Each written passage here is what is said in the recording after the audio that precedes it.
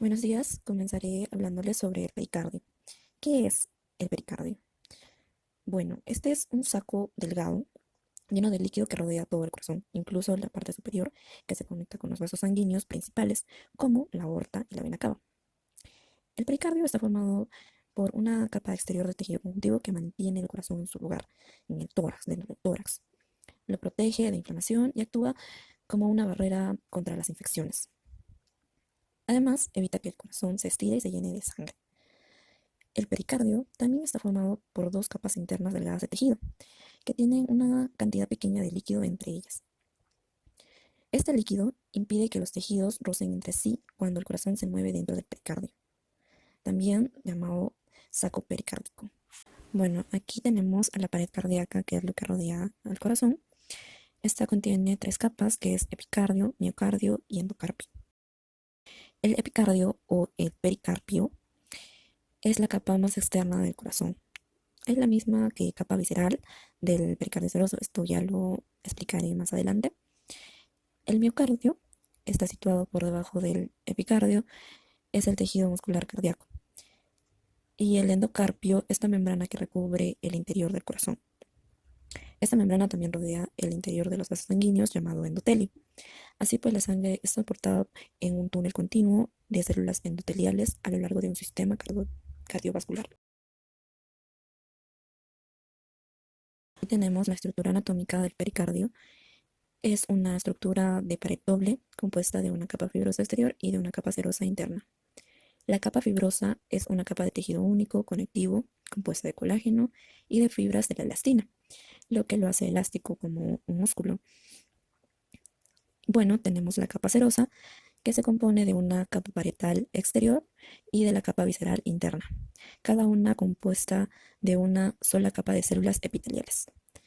La capa parietal forra las regiones internas del pericardio fibroso, mientras que la capa visceral forra la capa exterior del corazón y por lo tanto se llama epicardio. Aquí les hablaremos más sobre el pericardio seroso y el pericardio fibroso. Continuamos con el pericardio seroso, que es un saco cerrado que recubre el pericardio fibroso y está invaginado por el corazón. Por lo tanto, consta de una capa visceral y una capa parietal, como ya lo habíamos mencionado anteriormente. La capa visceral o epicardio cubre el corazón y los grandes vasos, y desde este último se continúa con la capa parietal que recubre el pericardio fibroso. La porción que cubre los vasos está dispuesta en forma de dos tubos. La aorta y la arteria pulmonar están encerradas en uno de estos tubos, que es el mesocardio arterial, y las venas cava superior e inferior y las cuatro venas pulmonares están encerradas en un segundo tubo, que es el mesocardio venoso, cuya unión a la capa parietal presenta la forma de una U invertida. Aquí tenemos el pericardio fibroso. Como ya lo había hablado antes, es la capa superficial del pericardio, la cual está formada por un tejido conectivo denso y suelto, que actúa para proteger el corazón, anclándolo a las paredes circundantes y evitando que se llene de sangre. Continúa con la capa adventicia externa de los grandes vasos sanguíneos vecinos. El pericardio fibroso tiene la forma de una bolsa de matraz, cuyo cuello se cierra por su fusión con las capas externas de los grandes vasos, mientras que su base está unida al tendón central y a las fibras musculares del lado izquierdo del diafragma. En algunos de los mamíferos inferiores, la base está completamente separada del diafragma o unida a él por algún tejido areolar suelto.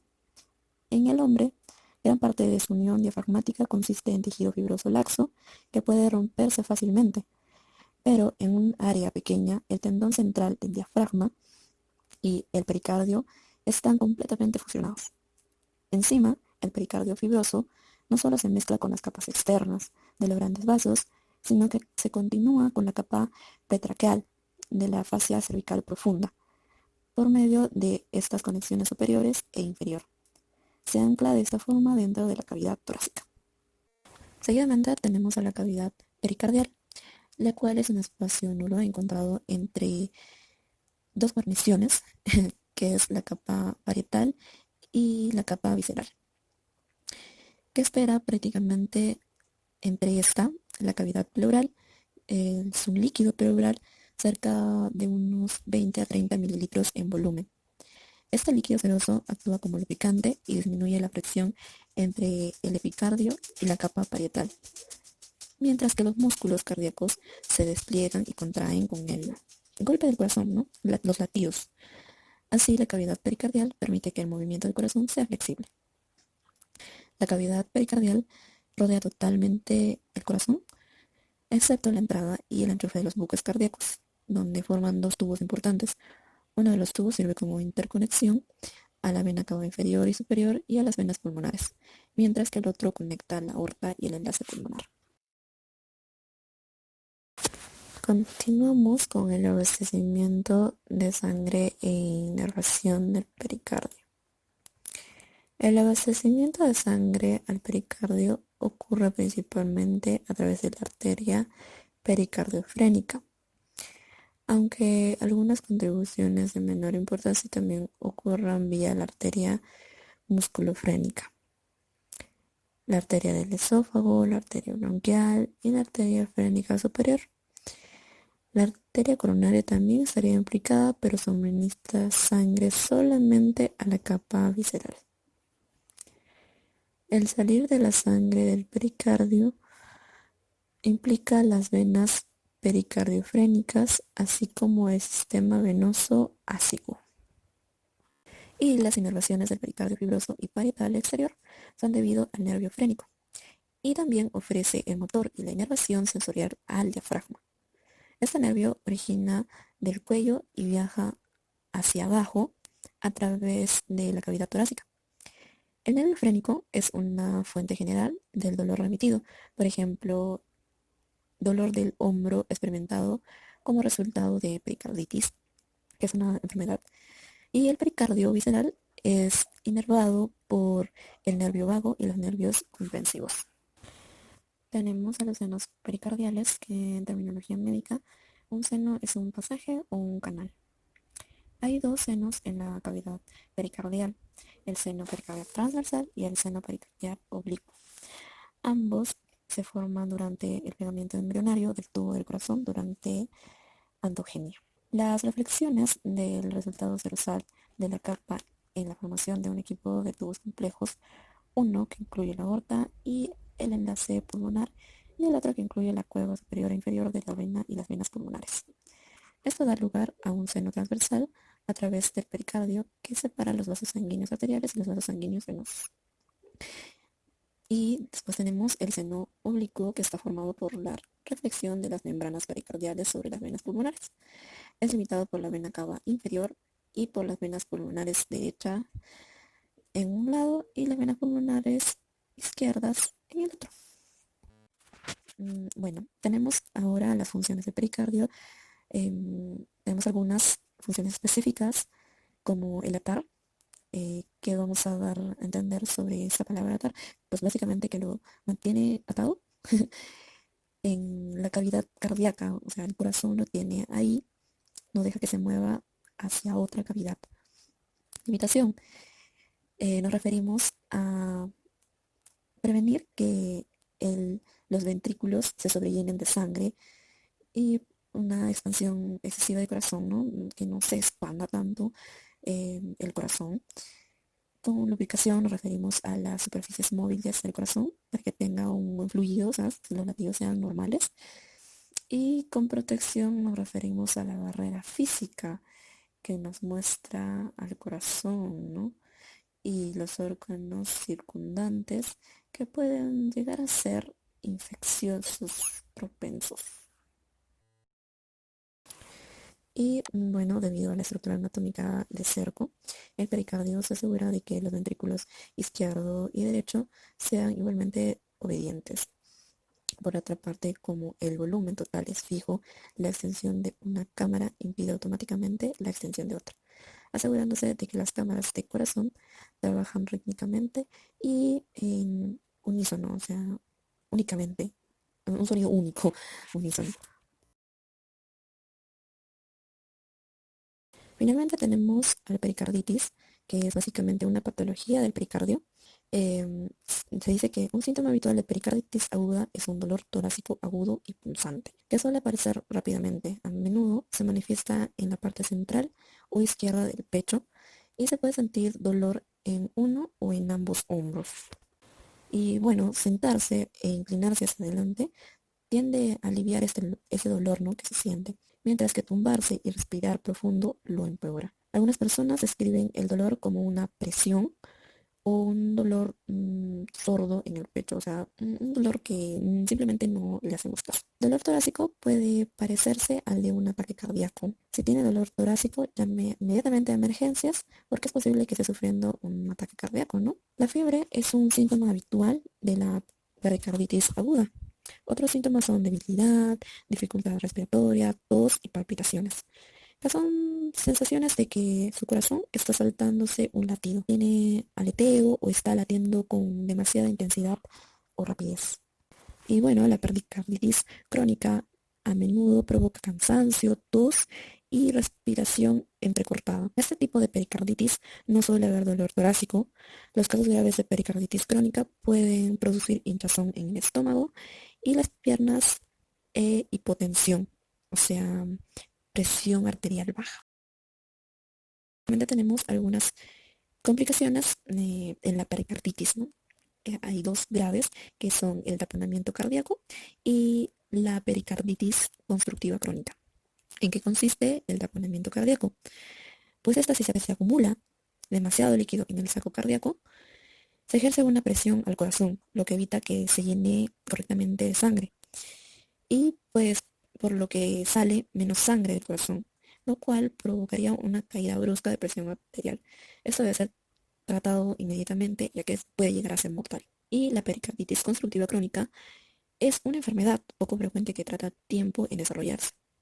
Dice que provoca la formación de tejido cicatricial en todo el saco que rodea el corazón, o sea, el pericardio, a medida que el corazón se vuelve rígido y no se puede mover correctamente. El tejido de cicatrización empieza a comprimir el corazón y evita que funcione como debe hacerlo, no latiría tan bien. O sea, habría complicaciones en realidad. Bueno, los especialistas implicados para ver sobre la pericarditis en realidad son médicos de atención primaria, como también médicos de familia, que se refiere a los médicos privados, los internistas o los pediatras. Estos suelen diagnosticar y tratar la pericarditis. Claro que en función de la edad y la situación clínica del paciente, eh, puede participar un cardiólogo, un cardiólogo pediátrico o un especialista en enfermedades infecciosas. Continuamos con la historia clínica, que básicamente consiste que el médico al que tú acudes te haga ciertas preguntas como si tuviste una infección respiratoria reciente o una enfermedad similar a la gripe. También si tuviste un ataque al corazón o una lesión en el pecho, recientemente obviamente. Si tienes dolor torácico, pues él también te pedirá, ¿no?, que le describas cómo te sientes, dónde se encuentra ese dolor y si es peor cuando te tumbas, o sea, cuando te echas, cuando respiras o cuando toses. En la exploración física, cuando el pericardio se inflama, aumenta el líquido entre las dos capas de tejido del saco, por lo que el médico busca signos de exceso de líquido en el pecho, que es un signo habitual en el roce pericárdico. El sonido que hace el pericardio cuando roza con esta capa exterior del corazón lo escucha con un estetoscopio, ¿no? El médico puede oír otros sonidos del pecho que son signos de líquido en el pericardio o en los pulmones. Ambos son problemas más graves relacionados con la pericarditis. Finalmente tenemos algunas pruebas que nos podemos realizar para ver su afección y la gravedad, ¿no?, de esta patología llamada pericarditis. Las más habituales son un electrocardiograma, también podemos hacernos una radiografía de tórax, un ecocardiograma, también una tomografía computadorizada o una resonancia magnética. Esas son diferentes pruebas que nos pueden ayudar a determinar la gravedad de la situación y, bueno, que el doctor pueda ayudarnos a solucionar ese tipo de situación, ya que puede llegar a ser mortal. Gracias. La pleura. Comenzamos preguntándonos qué es la pleura. La pleura es una membrana serosa de origen mesodérmico que recubre el parenquima pulmonar, el mediastino, el diafragma y la superficie interna de la pared torácica. No es más que una membrana serosa, una de las 3 membranas serosas que tiene el cuerpo. Esta se encarga de cubrir y proteger principalmente los que son los pulmones. Esta pleura se divide en 2, una pleura visceral y una pleura parietal. La pleura visceral es la membrana interna que se encuentra en contacto con los pulmones. Tapiza la superficie del pulmón, dándole un aspecto liso y brillante, firmemente unida a la superficie del pulmón, incluyendo ambas superficies opuestas de las fisuras que dividen los pulmones en lóbulos. La pleura visceral no la vamos a encontrar en los atlas. Es muy difícil de encontrarla anatómicamente, porque ella es la capa más externa del pulmón. Es decir, no es una estructura anatómica, sino que es el propio pulmón. De hecho, se es tan íntimamente avanzada al pulmón que no la pueden separar a menos que se corte el pulmón, porque está adosada al parenquima. Entonces, cuando se ve un pulmón fresco y se vea que por fuera está brillante, esa justamente es la pleura visceral. Se llama visceral porque es la que está adosada a la víscera. En este caso, como hablamos de pleura, la víscera, que es sinónimo de órgano, es el pulmón. Aquí podemos fijarnos que esta membrana que está cubriendo el propio parénquima pulmonar, que está adosada íntimamente al parénquima pulmonar, es la pleura visceral. De hecho, los doctores dicen que esta está íntimamente relacionada al pulmón, que incluso se ve cómo se mete en sus fisuras. Podemos ver cómo se mete en sus fisuras de la alta relación que tiene esta pleura visceral con el pulmón, mientras que existe una que está separando al pulmón de las partes externas. Aquí está separando el corazón. Aquí vemos cómo lo separa de la pared torácica, que sería entonces la pleura parietal. Entre la pleura visceral y la pleura parietal, hay un pequeño espacio virtual. Virtual quiere decir que es un espacio muy pequeño, un espacio que casi no se ve, es muy mínimo, que es la denominada cavidad pleural.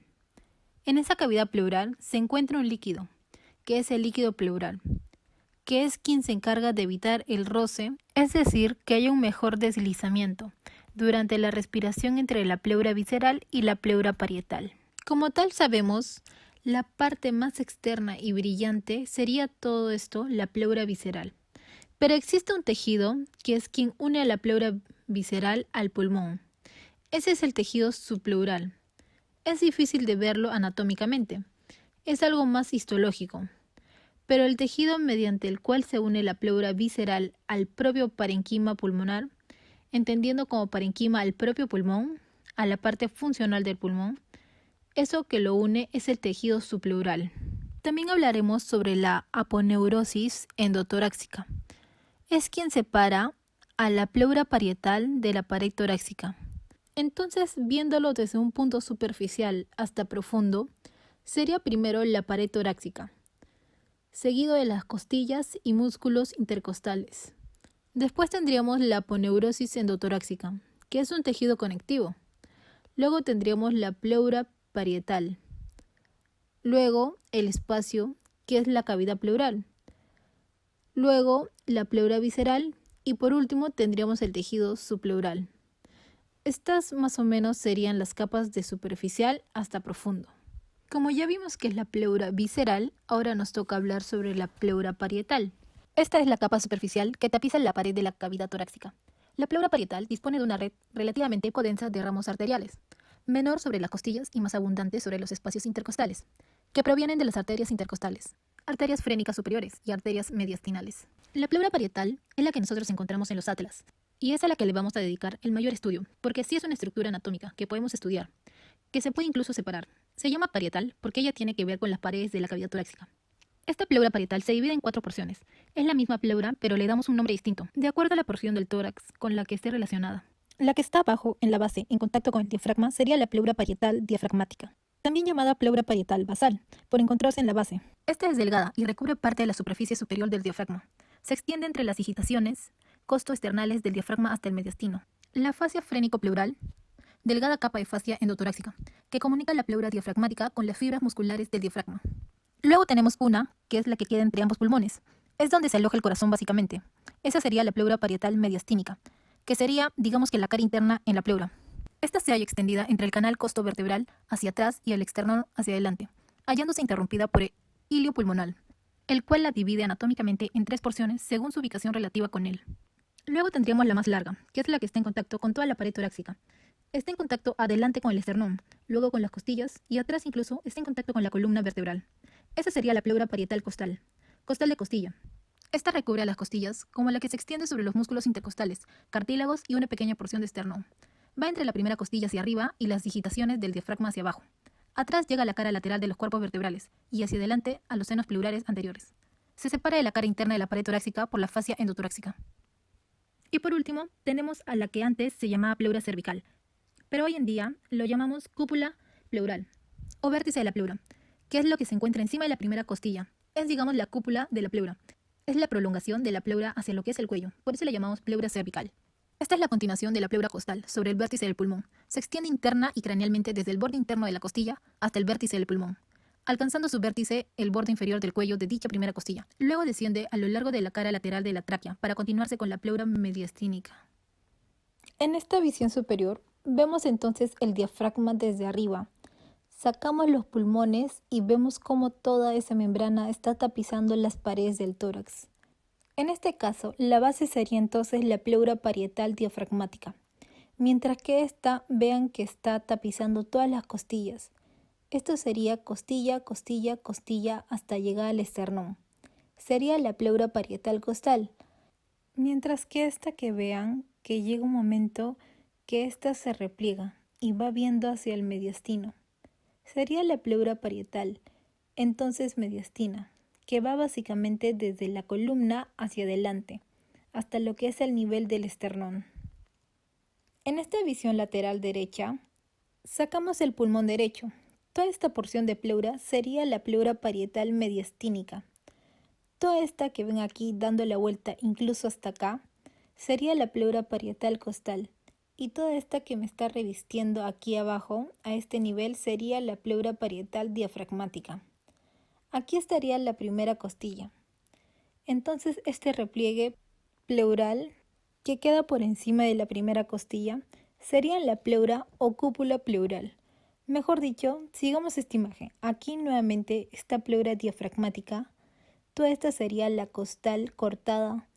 Toda esta es costal. Aquí sería la cúpula pleural. Y toda esta sería la pleura mediastínica, que también está cortada, y cortamos igualmente el corazón.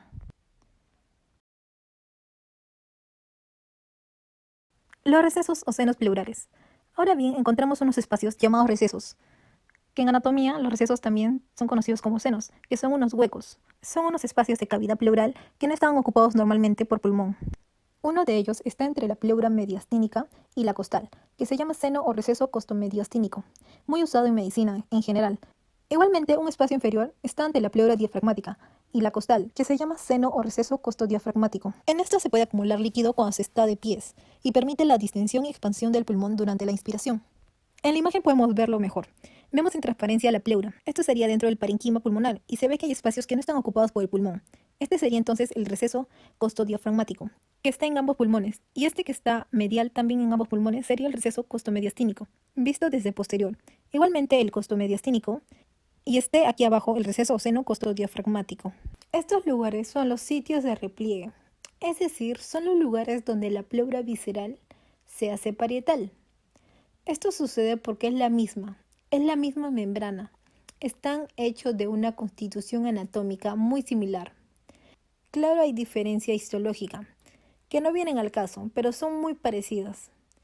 Fíjense que a este nivel que es cerca del hilio pulmonar viene la pleura parietal, en este caso mediastínica, que cuando llegan a niveles se devuelve ese repliegue y se hace visceral. Esa víscera le da toda la vuelta al pulmón, vuelve a llegar al vehículo y ahora se repliega y hace parietal mediastínica. Y después de esa se hace costal, de manera que es un solo conjunto de pleura. Para que se pueda entender mejor, esos son los lugares de repliegue. Aquí alrededor de todo el hilio pulmonar, de esto que se ve aquí cortado, es el lugar donde se repliega la pleura, donde la víscera alta y toda esta que venga aquí vuelve y comienza a ser parietal. Vamos a ver una estructura anatómica que queda debajo de ese hilio pulmonar, que es el ligamento pulmonar, que no es más que una indicación de que ahí se están replegando la pleura visceral y se está convirtiendo en pleura parietal o viceversa. Para terminar, hablaremos de la irrigación, del drenaje venoso y de la inervación de la pleura. Esto es más fácil separando lo que es pleura parietal y visceral. La pleura parietal está irrigada por las arterias intercostales posteriores, que ya sabemos que son ramas en su mayoría de la aorta torácica, por la arteria intercostal superiores, que ya sabemos que son ramas de la arteria subclavia. Está irrigado también por las mamarias internas, que son las intercostales anteriores, y por unas arterias que son ramas de la aorta, que son las arterias frénicas, también llamadas diafragmáticas superiores. Ellas tienen todo el recorrido, digamos, de la pleura parietal. Son las que irrigan a la pleura parietal. Aquí vemos entonces cómo las mamarias internas, a través del pericardio frénica y a través de las intercostales anteriores, irrigan lo que es la pleura parietal. Mientras que la pleura visceral, como es parte del pulmón, no va a tener irrigación de esta estructura de la caja torácica, sino que va a tener irrigación de estructuras más profundas, como en el caso de las arterias bronquiales, que ya sabemos que son ramas de la aorta, que son las que se encargan de irrigar la pleura visceral. El drenaje venoso es muy parecido a la pleura parietal. Está drenada por las venas intercostales posteriores, por las venas intercostales superiores, por unas venas llamadas mamarias internas y por último por el sistema venoso ácigos. Ellos son los que se encargan de drenar venenosamente la sangre de la pleura parietal, mientras que la sangre visceral, que es el propio pulmón, está drenada por estas estructuras que se ven en rojo, que serían las venas pulmonares.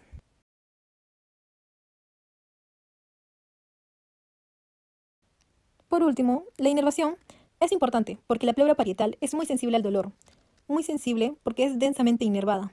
Vamos a ver que lo que es la pleura parietal costal está inervada por los nervios intercostales y los nervios toracoabdominales, mientras que la pleura parietal y diafragmática es la que más inervación tiene. Tiene primero una inervación por el nervio frénico, en la parte medial y en la parte periférica de esta pleura parietal y diafragmática, y está inervado por el nervio subcostal y por los nervios toracoabdominales, mientras que la pleura parietal mediastínica está inervado por el nervio frénico, que se ve cómo discurre por la pleura parietal mediastínica, y este que sería el pericardio parietal, mientras que la pleura visceral es todo lo contrario a la parietal, porque la parietal era muy sensible al dolor. Mejor dicho, es muy sensible al dolor, y va a través de la pleura parietal, pero la pleura visceral es totalmente insensible al dolor. No duele. Ahora vamos a hablar sobre el peritoneo. Bueno, el peritoneo es una membrana serosa, transparente, brillante y continua que reviste el interior de la cavidad abdominal. Está en contacto con la cara interna de la cavidad abdominal y por el otro con la cara externa de los órganos. Esta se divide en dos capas u hojas, el peritoneo visceral y el peritoneo parietal. El peritoneo visceral adherido a los órganos, o sea, envuelve total o parcialmente las vísceras abdominales y les brinda sostén mediante pliegues, y el peritoneo parietal, junto a las paredes abdominales, quiere decir que cubre las paredes internas de la cavidad abdominal. Además, entre la hoja parietal y la hoja visceral existe un espacio conocido como la cavidad peritoneal, la cual, en estado normal, estado fisiológico, va a estar ocupado simplemente por una cantidad de 42 a 50 mililitros de líquido asiético. En caso de que este líquido aumente en cantidades anómalas, se derivaría a una patología llamada ascitis. Luego tenemos las funciones del peritoneo. Bueno, el peritoneo desempeña varias funciones de gran importancia, entre ellas que permite el desplazamiento sin fricción de los órganos dentro de la cavidad abdominal gracias a la lubricación de los mismos por el líquido peritoneal de 50 mililitros Una de las funciones primarias son las de aportar movilidad a los órganos que se encuentran en dicha cavidad abdominal, proteger los órganos contra microorganismos o actuar como aislante térmico. Permite que los órganos dentro de la cavidad reciban aporte sanguíneo, drenaje linfático e inervación. También sirve como protección y barrera defensiva frente a los microorganismos, contando con importantes funciones inmunológicas para la defensa contra bacterias y virus. Y por último, actúa como aislante térmico manteniendo una temperatura constante de los órganos del abdomen. Prolongaciones del peritoneo. Los mesos. Estas son formaciones peritoneales de doble hoja que unen a la pared un órgano y que llevan al mismo pedículos vasculares y nerviosos. Luego tenemos epiplón. Hoja de peritoneo visceral que comunica órgano con órgano y lleva elementos vasculares. El ligamento. Son repliegues del peritoneo que unen órganos con órganos. Órganos con pared o pared con pared, pero no contienen vasos importantes. Luego tenemos los fondos de saco. Son depresiones del peritoneo, ya que la serosa se hunde en muchas partes a nivel de la pared y de las vísceras. Fascias de coalescencias, que tienen una adherencia del peritoneo parietal con el visceral. Y sus distintos tipos, tipo 1, 2, 3 y 4. Clasificación de los órganos según su ubicación con respecto al peritoneo. Los órganos peritoneales son los que tienen peritoneo viscerales. Por ejemplo, sería el hígado, el colon transverso, el apéndice, la primera porción de duodeno, yeyuno, ileón y un tercio recto del vaso. Los extraperitoneales. Estos órganos no tienen peritoneo visceral y se encuentran por detrás del peritoneo parietal, retroparietales y por debajo, los subperitoneales. Luego están los retroperitoneales. Son aquellas que se encuentran fijas a la pared posterior del abdomen, ya que solo está cubierta por delante por el peritoneo visceral, como los riñones, uréteres, grandes vasos, páncreas, también excepto en el caso de páncreas, excepto la cola. Subperitoneales, como el útero, vejiga, porción distal de los uréteres, vasos gonadales, etc. Los mixtos son órganos que tienen peritoneo visceral, pero que por movimiento durante la evolución embriológica quedaron adheridos al peritoneo parietal, como el páncreas, duodeno, colon ascendente y descendente. Intraperitoneales son aquellas que se encuentran rodeadas por el peritoneo visceral, como el estómago, hígado, vaso, la primera porción del duodeno, asas intestinales de yeyuno, ileón, apéndice, colon transverso y el colon sigmoides y un tercio superior del recto. En el caso de la anatomía femenina, no tiene peritoneo visceral, lo que serían los ovarios. Repliegues peritoneales. Acá encontramos los mesos, los cuales se dan el nombre de mesos a los repliegues peritoneales que unen a la pared un segmento de tubo digestivo. Es decir, es una doble hoja de peritoneo que va a unir una pared abdominal, en este caso la pared abdominal posterior hacia una víscera. Bueno, luego tenemos el mesenterio, que es una parte de uno de los mesos, que es un pliegue peritoneal que une el intestino delgado a la pared posterior del abdomen y que tiene forma de abanico. Está compuesta por dos hojas de serosa, una derecha y otra izquierda, y su extremo intestinal mide 6 metros. Luego tenemos el mesocolón, el cual contiene las arterias y venas mesentéricas inferiores. Está dividido en porciones, en este caso son 5, pero vamos a mencionar 3, los cuales son más importantes. El mesocolón transverso, que es un pliegue amplio de peritoneo que une el colon transverso a la pared posterior del abdomen. Tiene 2 hojas, una superior que nace a nivel de la porción superior de la cabeza del páncreas y se dirige hacia la cara posterior superior del colon transverso. Mesocolón apendicular o mesoapéndice. Es el pliegue del peritoneo que envuelve el apéndice vermicular y lo adhiere a la porción posterior del abdomen. Se adhiere a nivel del extremo inferior del mesenterio. Mesocolón sigmoide. Pliegue peritoneal que adhiere el sigmoides a la pared de la pelvis. Entre sus hojas discurren los vasos sigmoides y rectales. Y los dos que faltarían serían el mesocolón descendente y ascendente. Eplipones u aumento. Son repliegues de peritoneo que van de una víscera a otra. Estos también tienen la particularidad de tener en su espesor elementos vasculonerviosos de suma importancia. En estos instrumentos tenemos dos, el mayor y el menor. El menor, aumento menor o gastrohepático, se extiende de la curvatura menor del estómago y de los 2 centímetros de duodeno al hilio hepático. Las hojas ascienden, llegan al diafragma y cubren la porción abdominal del esófago. Luego tenemos el epiplom mayor u aumento mayor. Es el pliegue peritoneal más grande formado por una doble hoja que se repliegue sobre sí misma. Nace en la curvatura mayor del estómago, desciende por delante del intestino delgado hasta muy cerca de la pelvis y regresan replegándose hasta la cara anterior superior del colon transverso. Y posee pliegue de 4 capas de la serosa del estómago que cuelgan delante de los intestinos. La transcavidad de los epiplones es una gran bolsa ubicada en la pared posterior del estómago y la pared posterior del abdomen. Es una bolsa demasiado grande que se puede ver en las imágenes. Luego tenemos los ligamentos, que son repliegues de peritoneo que pueden ir de una víscera a otra o de la pared abdominal hacia otra víscera. Estas tienen la particularidad de que están pobremente vascularizadas y no llevan elementos nerviosos de suma importancia. Además, no forman parte del tubo digestivo. Y por último tenemos a las fascias de coalescencias, como es el Cartol 1, que corresponde al colon ascendente, al Cartol 2, que corresponde al colon descendente, al Cartol 3, el llamado también Fredit, que es la extensión de la fascia del Cartol 1 hacia la porción anterior del páncreas y duodeno. El Cartol 4, o también Treitz, es la expansión de la fascia de Cartol 1 hacia la parte posterior del páncreas y duodeno. Gracias.